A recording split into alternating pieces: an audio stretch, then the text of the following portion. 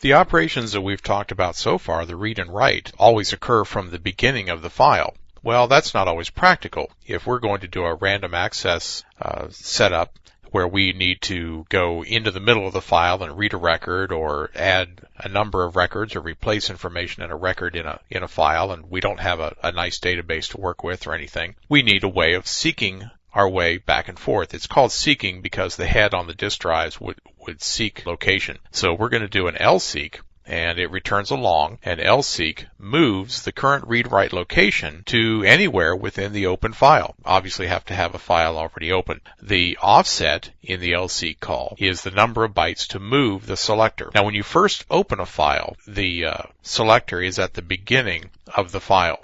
So then you have to select an origin.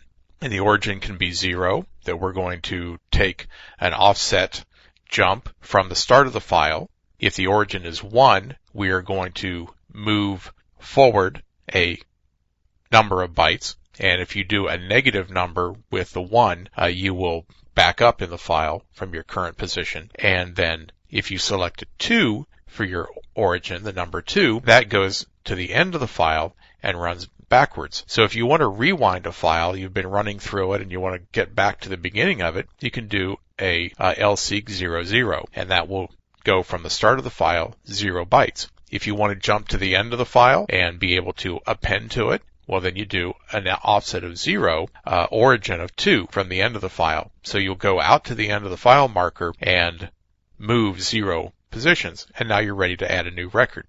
So that's the Lseek. Moves the current read and write location to anywhere within a file.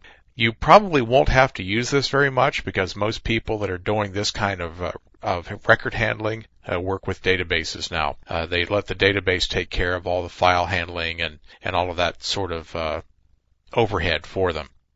But that's Lseek.